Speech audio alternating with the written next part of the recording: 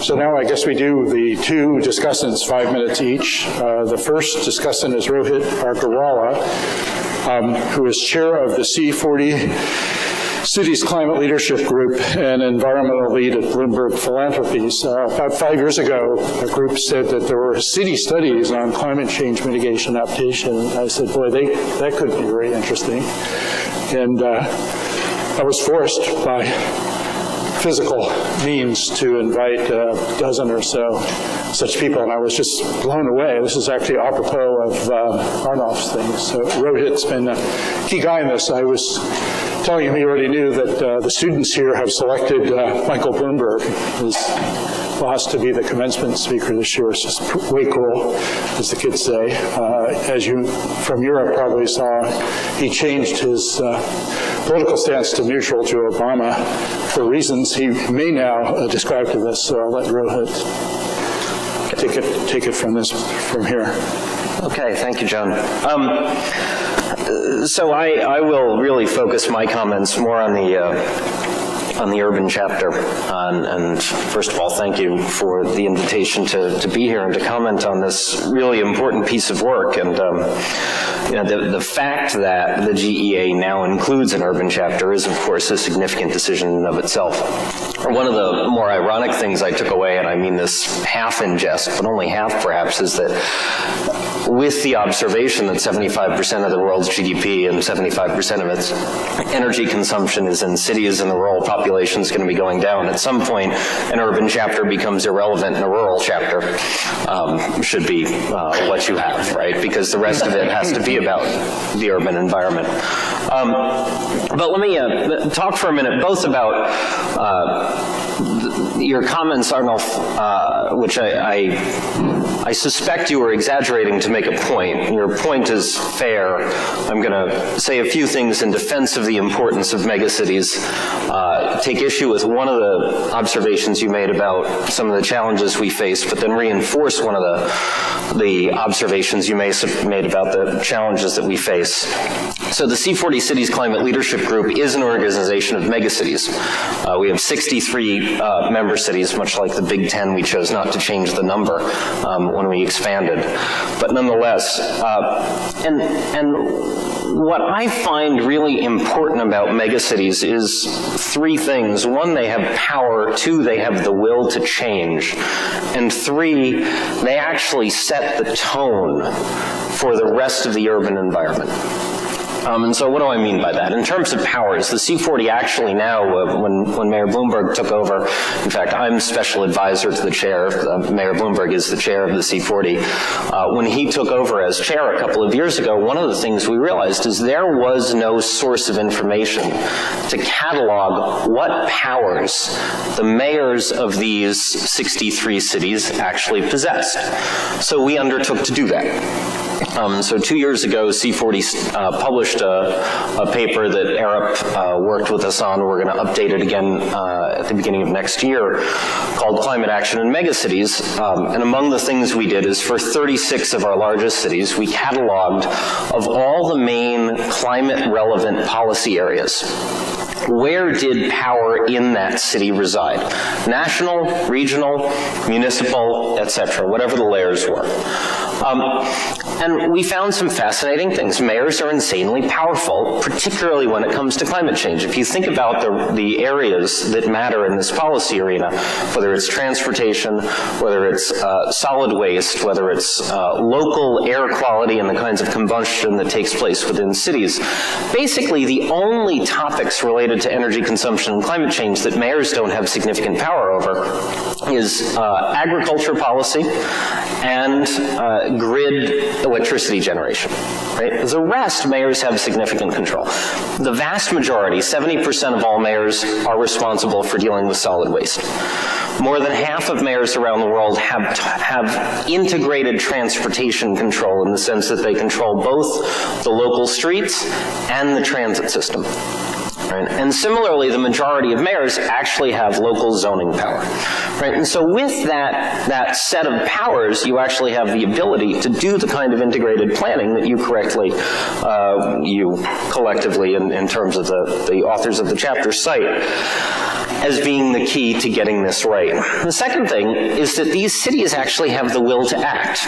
And there is, just as there is a difference in the way the cities consume and the way wealth is concentrated, and the difference in the industrial mix of these cities, what we've seen over and over again is that large cities tend to have a greater willingness to make change on these issues than the national governments do.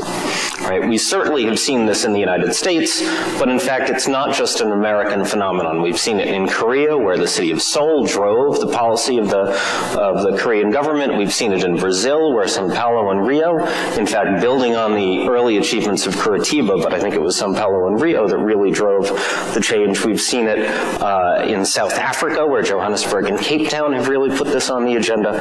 And so I think we see that as a political factor just because of the mix of who people are, what their interests are. I think the third thing I'll point out is that megacities really set their cultural norms for what urban life is. And this is going to be increasingly important, I think, in the developing world, where, as you pointed out, the wealth, just the consuming power, is concentrated in the cities, right? And therefore that defines the good life, and that's the aspiration, and that's part of what's driving rapid urbanization. But we see that in policy, and we see that in economics. So, one fact that we have for the C40, of course we have lots of facts, this one still stuns me. The 63 mayors in the C40, if you include their metro population for each of these megacities, have 1/12 of the world's population. 8% of all humans live within a C40 city. 21% of the world's GDP is in the C40. Right? That is where the multiplier effect of megacities are. And I think you see that when policy cascades, that whether it's what we've seen recently, New York's about to launch bike sharing. Now bike sharing is a global phenomenon, really started in Paris. We saw bus rapid transit really take off as a policy initiative really after Bogota adopted it. Now that's a megacity by any definition, and that had a global impact. We've seen this in the past as well. Among the more important things and among New York's negative contributions to the world was Robert Moses, who not only reshaped the landscape of New York City, but influenced the way the United States defined good cities, and in fact himself, he was a consultant to the Venezuelan government. New York wound up setting the model for all sorts of urban form, unfortunately in a bad way. That was 50 years ago. Hopefully we'll do it better going forward. Which then leads to the flip side, which is that I actually think that the small and medium-sized cities where you rightly define the growth taking place is the more difficult challenge, right? Because whereas a big city, and we used to talk about New York, gets more like New York when it becomes more dense, more transit-oriented, more walkable. In a city of 100,000 people, you actually have a hurdle. If you get more dense, you're going to have more congestion in terms of traffic, because it's not already transit-oriented or walkable. If you get more dense, or if you want to get more transit-oriented, you have to get more dense, which usually means you're changing the visual landscape. And so it's not just a powers thing, it's also a cultural and political issue that these small and medium-sized cities face. Can you wrap up in a minute? Sorry? Can you wrap up in a minute? Yes, in less than that. So I think the summation I'd have on your chapter is, I think you're totally right to ask people to focus on small to medium size as the area where the challenge is, but I think the megacities will help define what the goal is. The pathway will be different for the smaller places. Thank you. Yeah. Our second discussant is Chris Flavin, well known to all of us, another kind of mega superstar, particularly in this community. He's founder and president of the World Watch Institute, making his name synonymous with that institution. Thank you. Thank you very much.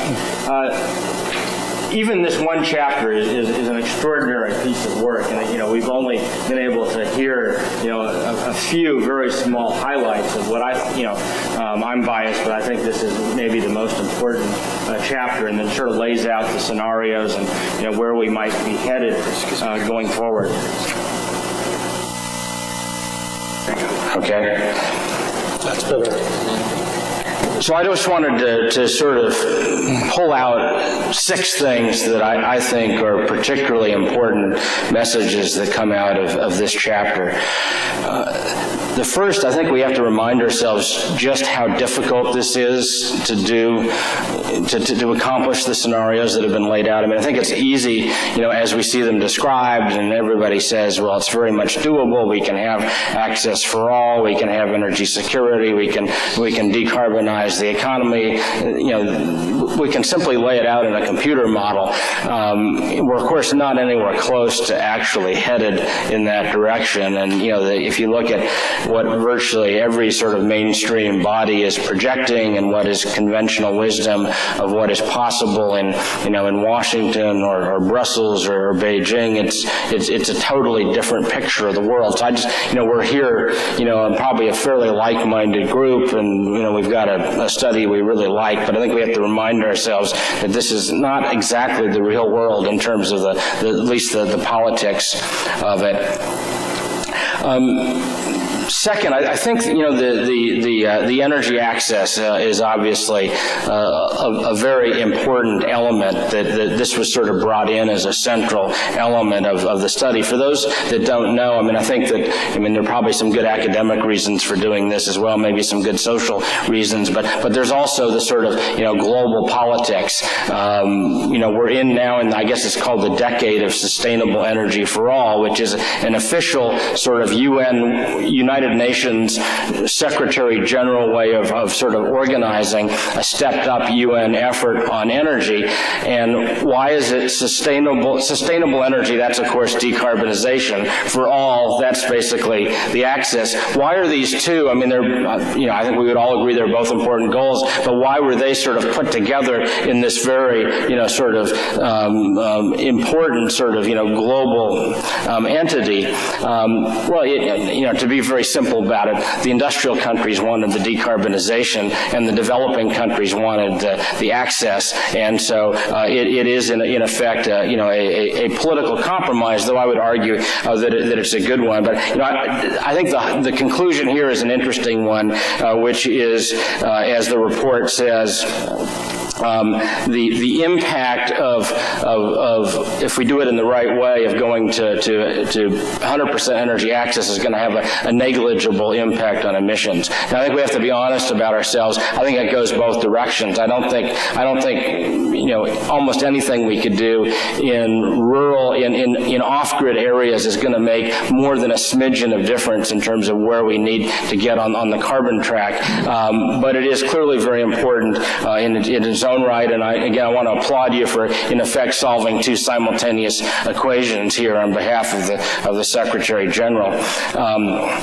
Third, and just very briefly, this is something that Naki, you and I have both worked on over the years, and this is the idea that to get to a sustainable energy system, we're going to have to move, we went from solid fuels, coal, wood, to liquid fuel dominance in the latter part of the 20th century, to the idea being that the gaseous fuels become a common energy carrier along with electricity going forward. I do think that while it's not emphasized in these scenarios, I think you're really pointing in that direction. Basically the idea that we're gonna use natural gas more heavily in the short run, but the long run, the energy carrier, in addition again to electricity, is probably going to need to be hydrogen, but it's a relatively logical path. One of the things that suddenly occurred to me that had not before, as I listened to the discussion here, is that LPG or propane, I think, is going to play a bigger role than a lot of people realize. We're going to basically have an excess supply for some time to come. It's much cleaner than hydrogen diesel is much cleaner than burning biomass. It's much more globally fungible, transportable than natural gas is. I think we need to think about how is propane going to fit into this whole equation of the sort of move to a gradual move to a hydrogen economy. Fourth, and this is something that I found at least sort of missing in this chapter, and I've not read all of the other chapters, so it's probably somewhere else in this 1,800-page report. By the way, I was very thankful for the iPad, so I didn't have to carry all 13 pounds around. I think it probably weighs 50 times what my iPad does. But this is the subject of distributed generation. I mean, to me, that this is the biggest sort of neglected topic in terms of one of the things that we need to do going forward for a whole variety of reasons, but including decarbonization. It's the big sort of missed opportunity in the electricity sector. Everybody loves to talk about smart grid, wonderful technologies, but one of the main ways in which they're going to be useful is basically enabling a more distributed electricity system. Let's be honest, our electric utilities, our national energy policy makers, our state energy policy makers are for the most part biased against distributed power, and it needs to be emphasized.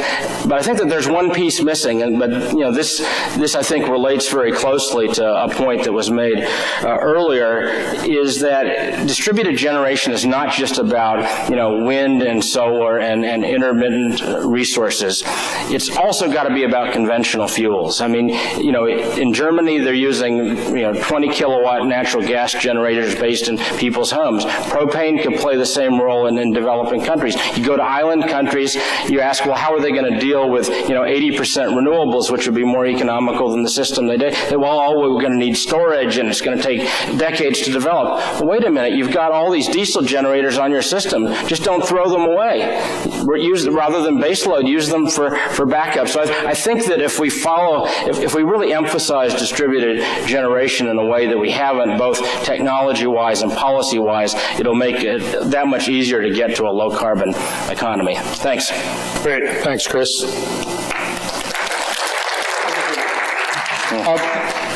So I've collected from the panel a bunch of challenging questions, but I thought I would start with a kind of a softball question.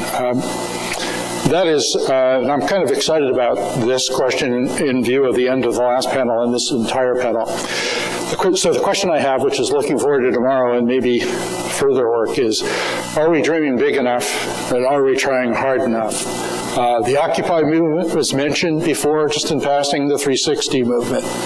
These kids have their heart in the right place, but to me, they are the window smashers of the war protest years that I grew up in.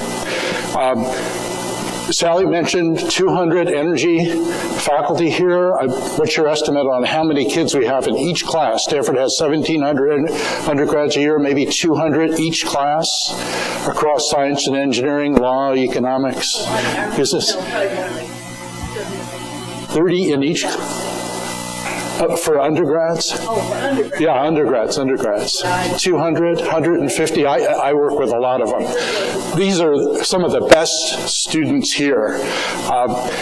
The way they look at this is, do we really need political will? The heck with political will.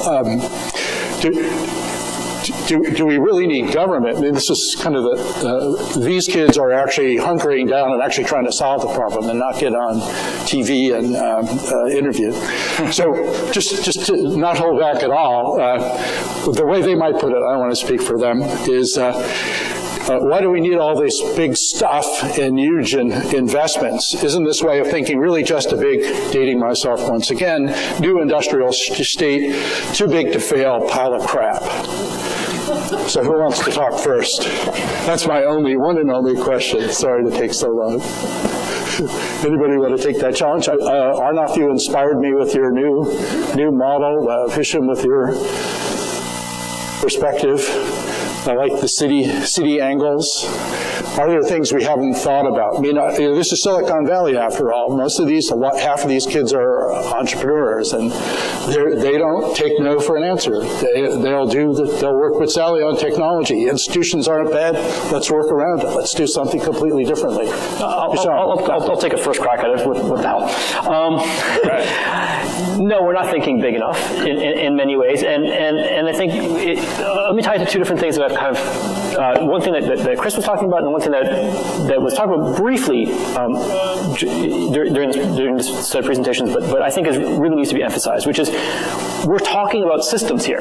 We're all talking about systems and modeling systems, and a lot of us love to do systems modeling, but there's no unitary decision maker out there saying this is what the system's going to look like, right? It's an aggregate of a whole bunch of subsystems that each are being decided by policymakers, consumers, engineers at firms, leaders of firms, energy decision makers at firms. You know, it's all aggregating up, and so we can talk about all the system, but in fact, what is going to happen is it's going to need people like your students to go out and do really cool things and have it get picked up. Now the problem is, how is it going to get picked up?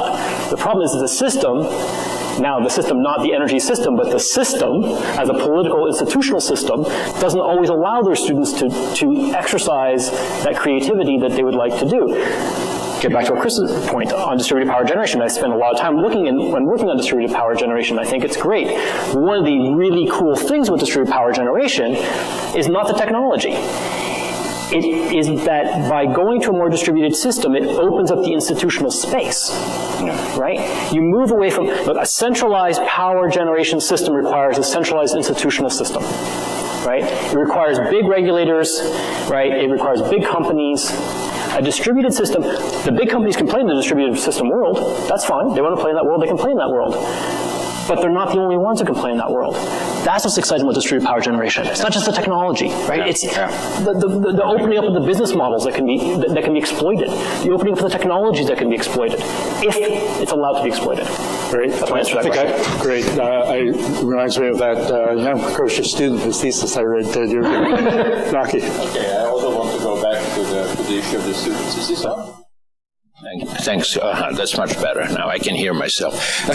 Yeah, I wanted to comment on the statement about the students, because my day job is teaching in Vienna, not in Silicon Valley, but in center of Vienna, so urban university, quite different than here with a campus.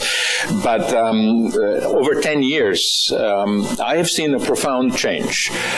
In the energy area that I teach, basically, I would say we had about 15, 20 exceedingly motivated and interested students. Now we have on the order of 60 to 80, depending how you count it. And with I think, great intentions, but they're mostly engineers, so I think that goes more closer to the paradigm, solving problems. And I think actually the institutional dimension, economics, that's a little bit more difficult to communicate, but huge amount of enthusiasm.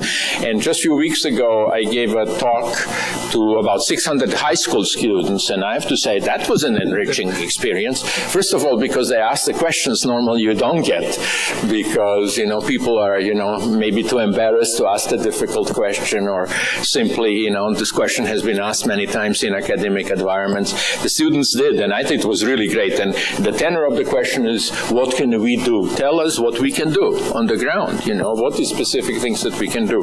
So I think this is, I think that makes me more optimistic. I think the young generation is clearly, by definition, the pioneers of change. So not only the Occupy people, but also people who are trying to change something I think, in a more constructive manner. Let me just add one comment to your question. I think what we are missing, and that's now a little bit separate from the global energy assessment, but I think what we are missing, and somebody said it, is a shared vision. I think without a vision, it's very difficult to make this massive change. And Chris, I mean, I essentially agree with everything Chris said, but you also said it's very difficult to do, and I think you were referring to modeling and technical aspects of scenarios, but also how to come to an agreement among so many different authors.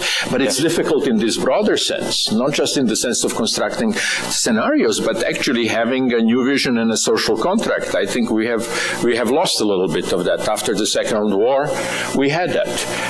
People seem to all know where one should go, and that was better life. Now better life is something different. It's sustainable life, and I don't think we have a social consensus on that. I think that's the biggest obstacle. Great. Anybody else? I don't know if I do you, Pete. Swing on it. Trying to answer to your question also and reflecting a little bit on the distinguished panel. I think what I would say to a student is, in view of the political system's reality, GEA dreams too big. In view of what is needed and what are the opportunities out there, dream big, but dream the right dreams. One of the things that almost puzzles me is, why some technologies can reach consumers so fast. The cell phone was mentioned X times already today, yes? 4 billion people over the last 10 years got access to a cell phone worldwide. We still have 4 billion people that do not have access to a toilet after 100 years of inventing the flush toilet. So why we cannot bring toilets in 100 years to 4 billion people, but we can bring cell phones in 10 years to 4 billion people? So my answer to this is very, very simple. It's the nature of the technology. The infrastructure requirements are small. The technology is granular, small scale. It's very cheap. And on top of it, it provides a useful service beyond the original intention. So what the sociologists of technology call interpretive flexibility.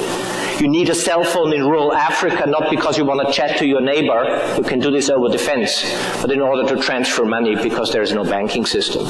And this transfer of money was actually invented by people, not by the bankers, not by, Google or any other company. It was developed on the ground by people, by entrepreneurial people. And it is the nature of the technology, the cell phone, that allows this so-called interpretive flexibility. I'm missing a little bit creative examples in the energy space that allow also this interpretive flexibility. One example is a flip side. I'm sorry to be flippant today, but it's my usual nature. Are fake PV panels you can put on your roof to impress your neighbors, but they don't produce electricity. So it's an example of an interpretive flexibility of an energy technology. Namely, you impress your neighbors. We are even in the pure technology space, when we do all of this exergy analysis, a usual question I ask my students is, what is the biggest energy flow worldwide? And they all answer, it's oil or coal or whatever. And they say, no, it's waste heat. No, there are a lot of technologies, direct conversion of heat into electricity, Sievert effect. So, BMW is investing in it. So where are these examples of, creative solutions that offer this kind of interpretive flexibility? And I think that might be the big dream students could dream here in Stanford and elsewhere.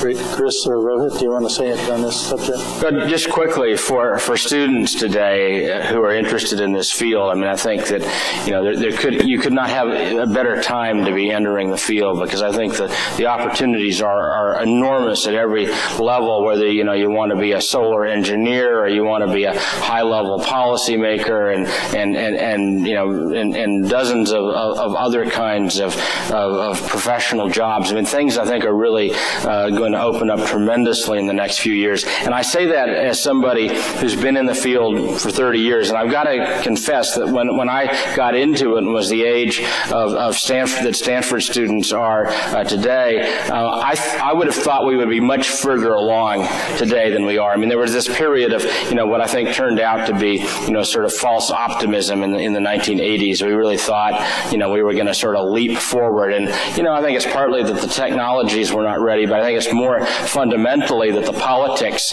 turned out to be much, much more difficult. The entrenched interests, the electric utilities in particular, ended up being, I think, a bigger problem than what a lot of people thought. But I, with that perspective of time, I'm also, quite confident that we're into a period of really accelerated change in the energy system now. You see that in part because there are a number of national governments and state governments that are already, leaping forward so quickly. I mean, Germany's, gone in 15 years from 4% to 25% renewables on their electricity system. Almost all of the delta is solar and wind. It's not, none of it is traditional hydro. And they've done that because they've changed their policies. And other countries are seeing what is needed, what is possible if you change your policy framework. So I think the opportunities are really going to open up, and I hope at least some of the students will get into the policy side, which I think is going to be if you look at, there are all these sort of interlocking things, and one thing leads to the other, but if I was going to identify one thing that's most holding us back, including holding back the science and engineering, it's bad policy. Excellent.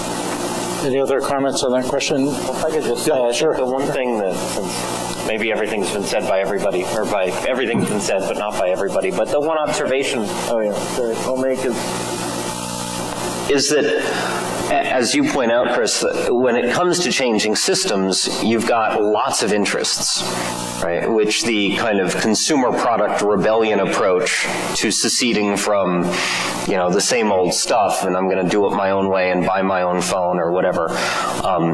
That's fine if you can find a way to separate yourself, but it doesn't necessarily work to change a system where you've got entrenched interest, where you've got neighbors, etc. However, the only thing more powerful than that is massive consumer demand, right? Which is the flip side of your cell phone analogy, that there was such demand for it. And one of the things that I am looking for, and I think we see the beginnings of, is the simple demand for defining greater efficiency, urbanization, et cetera, as a better life. And when we flip that switch publicly, when you get the marketing people, so it's not just the engineering school and whatever, it's also the business school and the sociology folks and whatever, selling this stuff, then I think you can overcome. Yeah, I think for me, for just backing up what you guys have just said, I think we're going to see a really rapid movement to social media being used in this way, and big data and so on. Am I on? Oh, yeah. Yeah, sorry, I just wanted to chime in and say, for almost all these comments, I think the thing that's going to change really rapidly is the ability to use big data and social media to do exactly what you guys just said, is to unify people and try to actually do coordination in ways that we just haven't thought about before. I think it's going to be exciting. Why don't we turn to audience questions at this point? Let's start in the back over there, and then Mark Jackard can go next.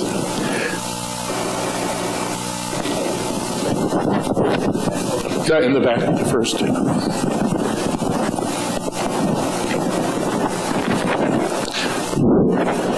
I guess it's on. Sach Constantine, I'm the Director of Policy for the California Center for Sustainable Energy. Among other things, we help administer the California Solar Initiative and the Self-Generation Incentive Program and the Clean Vehicle Rebate Project here in the state of California. So we're on the ground doing a lot of the things that you've been talking about today. And I really want to amplify what Chris was talking about and what Hisham was talking about just now in this discussion, and what was mentioned earlier. Arun talked about distributed generation and its transformative possibilities. It's really interesting to me that we've heard that echoed through many of the discussions today, but the analysis and the methodology suggests that there's a very limited potential for DG. This morning, I believe the graph showed in one of your scenarios for 2030, a very small percentage of the renewable energy actually coming from, let's say, rooftop or greenfield development. And I just wonder if there's a danger in those methodological constraints affecting the ability of DG to have these transformative effects, because it discourages the uptake of it. It discourages people from doing exactly, Hisham, what you talked about, is breaking the traditional paradigm, when the potential is really still there. We just can't model it very well. Okay, I have Chris and then Naki on this one. Yeah, Naki to go first. Start, yeah. Naki and then Chris. Yeah, you should. No, you should respond first. Yeah. I think it's probably probably could flow, yeah. Okay, I'm guessing what you're going to say. Just a very, very quick response. I think, it depends what the system boundaries are. For example, in the context of access, the rooftop collectors can make a huge difference. And on top of it, if you look, going back to the mobile phones that we already discussed, if you calculate loading a mobile phone with a diesel small generator that somebody brings around on the horse cart, this is a practice where you have no access to electricity, can cost $5 to $10 per kilowatt hour equivalent. At that, you can buy photovoltaics very cheap if there is a business model to provide a service. So I think it really depends in the context. So on-site can be a major component of a transformation where people have no access. Great, Chris, and then up to Mark. So I think in the way you just frame it, Naki, I think you're still underestimating distributed. I mean, I agree with the questioner. I really think that it can and it almost certainly will. If we move to lower carbon energy, I think it will become, in terms of at least new build, new generation, I think it will dominate. I think it will be much larger than the central generation will be. And I mean, the thing that of course has been revolutionary is this dramatic, 3/4 decline in the price of solar over the last several years. So suddenly, it really is going to be tremendously economic to do rooftop solar systems. And I think we've only begun to see, various societies, communities sort of take advantage of what that is going to offer. Germany, of course, is doing it. Germany went from, a decade ago, probably several hundred generators hooked up to their system. They now have well over 1 million, and they're going to be at 2 million within a couple of individual generators going into their system. From a societal point of view, it is revolutionary because suddenly the consumers become producers, and suddenly the voters become producers. They're not just takers. It's not just the utility on one side of the equation, which is very politically powerful as lobbyists in Washington and Sacramento. Suddenly, it is everybody, and I think that is going to be a bigger part of this low carbon energy future than probably the energy assessment is acknowledging at this point. Hisham, you had something? One quick story about how DG already plays a role in solving access problems, which is, and by the way, I also echo what Chris said in terms of the broader implications of DG, and I couldn't agree more. But on the access side, I was doing some research in Cambodia on DG, and if you look at the official Cambodian electrification rate, it's 15%, 1.5. That's at the time that I was there, and that's because that's who got electricity through the official electricity company and the official distribution companies. If you look at the Cambodian Statistical Office's household survey, 50% of households had a television. Okay, where are all those other people getting their electricity from? Rural electricity entrepreneurs, meaning a person, a man or woman in the village who went and bought a diesel generator, hooked up basically glorified extension cord into a microgrid, and charged car batteries when they weren't running it over the microgrid. And that's how the majority of the population was. I mean, it was probably about 85% of the population having lights. Right? It's happening already. It will happen. It will continue to happen. Yeah. Right? The question is, how do we do it more efficiently? I mean, the prices that they were having to charge, not because they were gouging their customers, but because the technology was inefficient, it was poorly designed, poorly maintained, et cetera, et cetera. Doing it better is the question, and doing it more, right? Let's move to another question. Mark Jackard. Mark Jackard, Simon Fraser University in Vancouver. I'm still grappling with Arnold's problem about how to get toilets to everybody. So you said with the phones they had multiple uses. We need to figure out some way that toilets have different additional uses. Don't go there. Don't go there. Okay. Well, we'll keep thinking about it. But Hisham, there. A mobile toilet, yeah, or a toilet that's a phone. Was that your actual question? No, sorry, I couldn't resist. Hisham, I was really glad that you started talking about policy, because I'm on for policy tomorrow, but what I'm really going to say is, well, every section should have been talking about policy, because there's so much to do. And so I was really glad that you did that. You said, here's the policy. We're going to subsidize the consumption of energy as a way of energy access. And then I was thinking, oh boy, I'm going to ask Hisham, how are you going to pay for that? Like, where does it come from? And then you very wisely said, and I know if someone's going to ask such and such, so you laid it out for us. But I used to work in this area, and I haven't for several years, and I'm having trouble grappling with your idea of the subsidy to consumption. Like, I can think of programs where it'll be a subsidy to the capital equipment, something like that, and even the microfinance can work into that. But whenever we try to do subsidies for consumption, like trying to work that out, who pays, and in a budgetary sense, for something that may really grow over time can really be a challenge. And so what we've seen, at least a lot of the programs that I used to see and sort of stuff through the World Bank, it was more sort of the one-shot equipment that someone got, except if it's electricity, because then you can do some cross-subsidy between.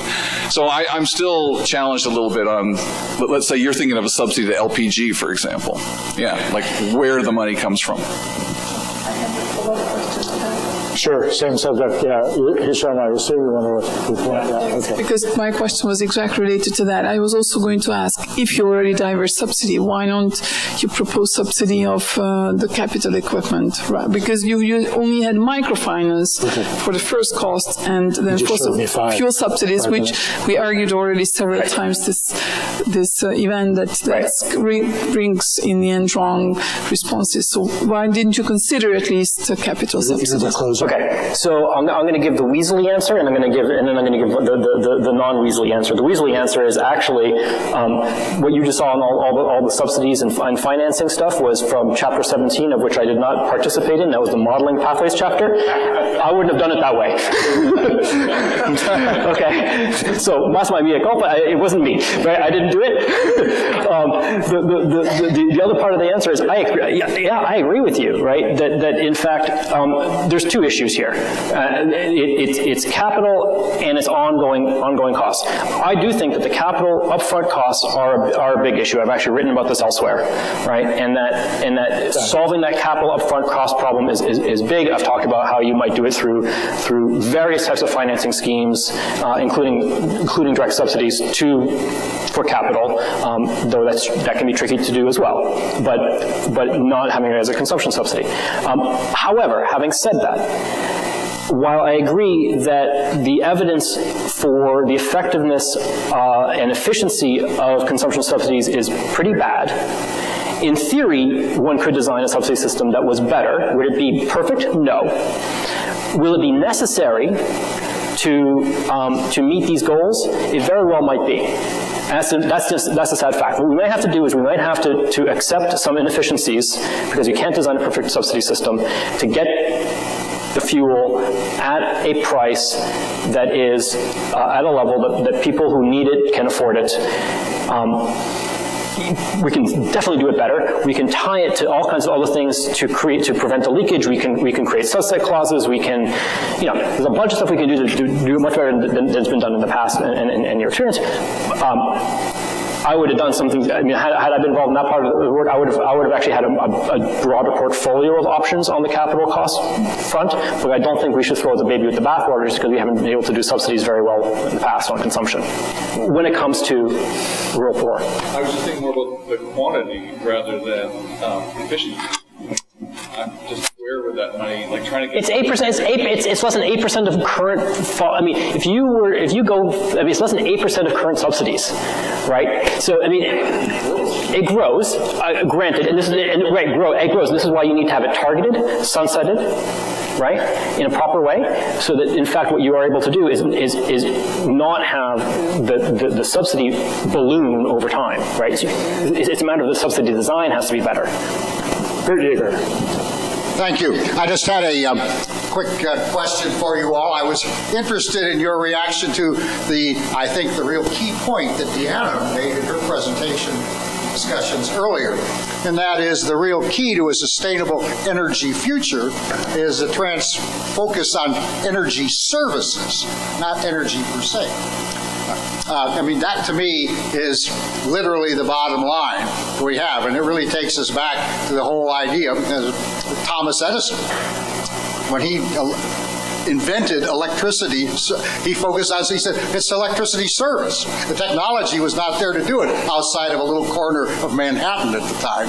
But as time went on, of course now, and in today's digital world, there is no reason why we have to maintain this ancient system that we have that is horribly inefficient. A coal-based power system today, the fraction of energy that ends up being used at the end of the whole system is less than 5%. I mean, you're losing 95% of the energy thrown away. Anyway, let me stop. The question was, I thought that was a really good, what I'd call a fundamental factor around which both policy and the business models today need to be focused. And we need to have the priorities and the incentives on that. And that's where government and all should go. Thank you. Chris. Yeah, I mean, I totally agree with that. I think that that's a very key way of framing it. And I think that this actually, connects in an interesting way to the points that have been made about distributed generation, because demand-side management and distributed generation, from the system's point of view, they're essentially identical. I mean, in terms of what the economics and what you're seeing on the system as a whole. If you can save a kilowatt hour more cheaply than you can generate it, then you should do that, and the system should. We should have an open system where those are being, treated in the same way. But I think it is very interesting that you see, I think the most dynamic development around the world is in two areas. It is on the demand side management, and it's in the distributed generation. And when you think about it, they're both enabled by the smart grid, and they're really basically two sides of the same coin. Look at a country like Germany. I mean, they're having, one of the reasons they're having to invest so heavily on the demand side now is because with their increased intermittency in the power supply system, demand, it's much cheaper than buying, batteries is to regulate your demand. So that's sort of the first option, and I think we all need to pursue them all together under this auspices of energy services. So, okay, Rohit, you can... If I could, I think one of the other things I'd point out, at least from my perspective, so much of the discussion around energy services, smart grid, et cetera, has focused on this issue of reducing total cost of service. But to continue to build on Arnold's point about the technologies that have other uses, recently there was an article in the New York Times about young people ceasing to drive as much because they'd rather ride the bus and surf the web. Right? That's an alternative use, right? You're not saying take public transit. You're saying have an extra hour to surf the web. And I think the more we can find those kinds of opportunities built in, we'll be successful. Yeah, interesting. Okay, Naki. Yeah, I'm glad that Kurt raised this issue, and I think Diana has done most justice to GEA with that respect, because energy services was the organizational principle of providing GEA, and I think of conducting GEA. And I think this is one of the problems that we have today, is that much of the energy economics is about kilowatt hours and tons of oil rather than about services. Yeah. And but as we move toward more service-oriented, which I hope we need new business models to go toward more service-oriented modus operandi of the system. But the problem that also has a problem with it is that the human behavior will make a bigger impact than in the current system.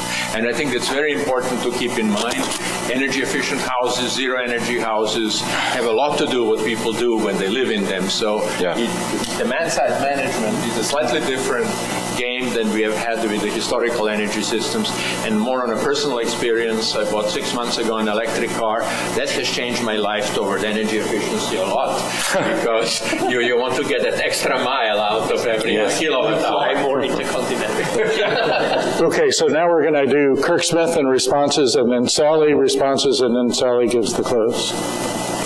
Kurt. I wanted to address this business of subsidy related to household fuels. That was a very different framing.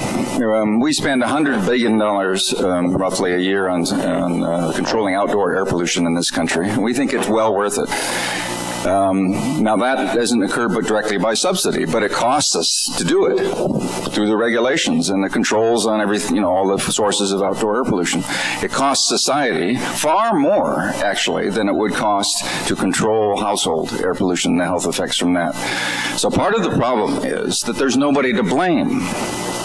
There's no wood industry to regulate, or dung industry, or whatever the household fuels are. It's a natural and ancient thing. But the other side, the negative side, the dark side of it is, it's very, that's the prejudice against poor people all over the world, and it occurs, or the ignoring them, or however you want to say it. Those kind of exposures would not be tolerated anywhere else in the world, but they are tolerated in poor people in developing countries. And that I can tell you that the Clean Air Act in India doesn't say that they're only going to protect urban people from air pollution. It says they protect all Indian citizens, and yet they do nothing.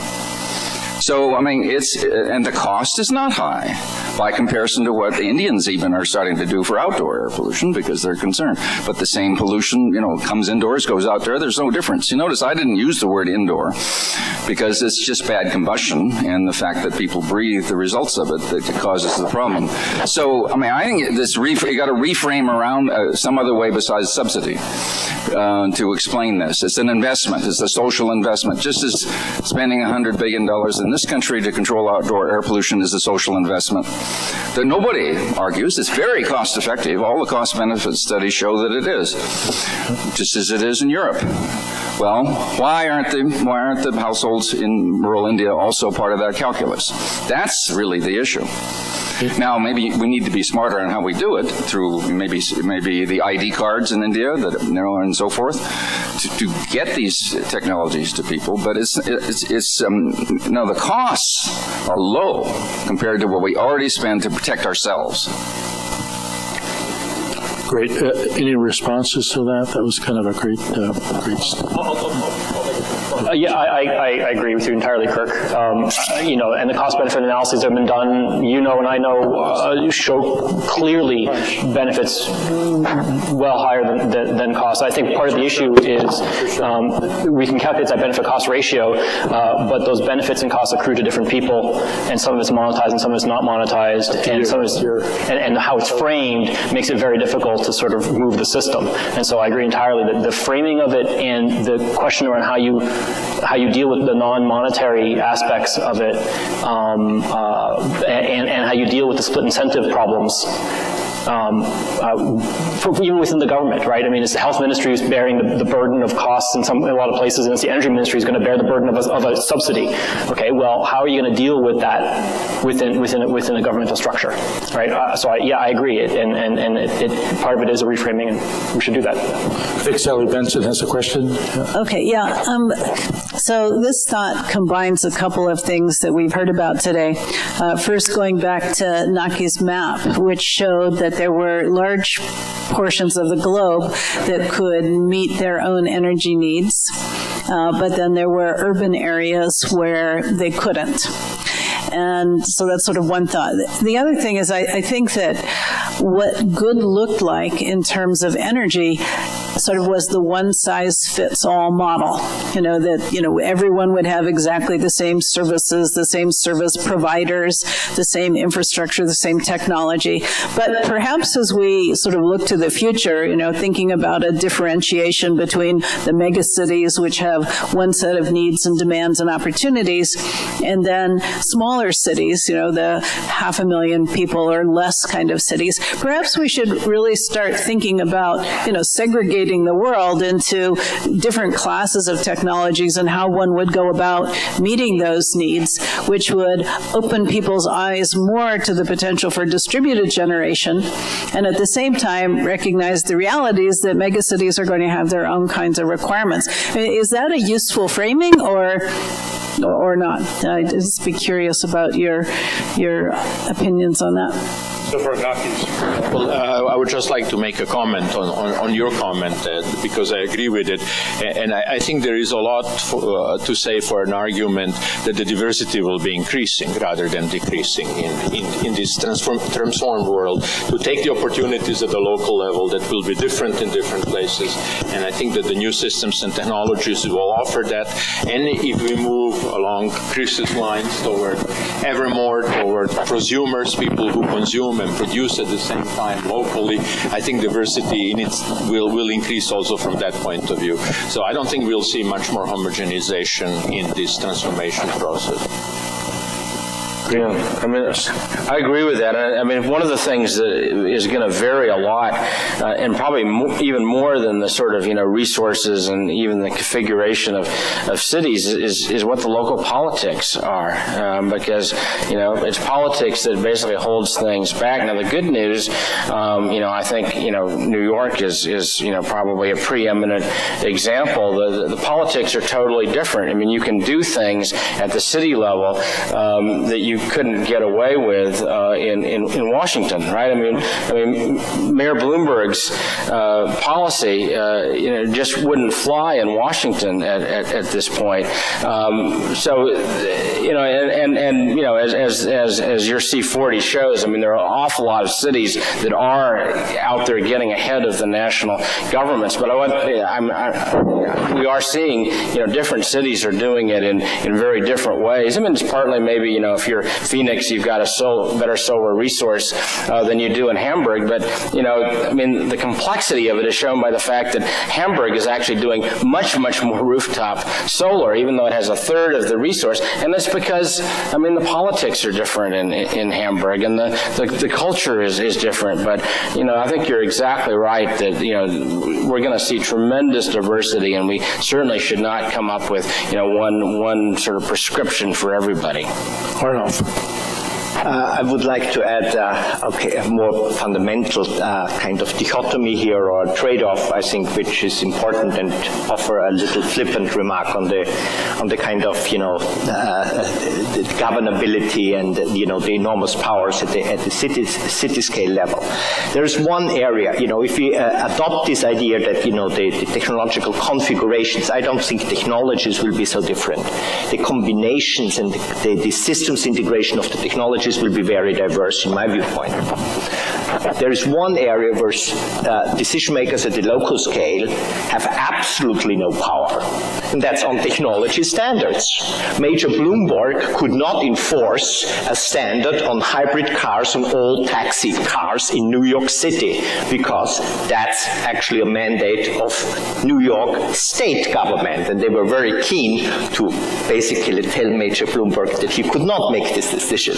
So technology standards are completely out of the realm, but it's exactly these standards that will determine the flexibility and the systems configuration. So I think we need a different discourse, that we need regulatory measures for technology standards that allow this kind of flexibility and systems integration, or, a technology might be used in a microgrid or in a distributed system, and at the same time on a centralized system. And you need to make sure that from the technology like liability or interconnection and other standards, this can be done. But these kind of standards need to be done either at the international level, the EU level, or at the or national level in the US, but they cannot be done at the lower level. So we have here a significant trade-off and a dichotomy which we need to think about. Great. At this point, I'd like to close the session down with thanks to the speakers, discussants, and audience for being totally awesome. Thank you.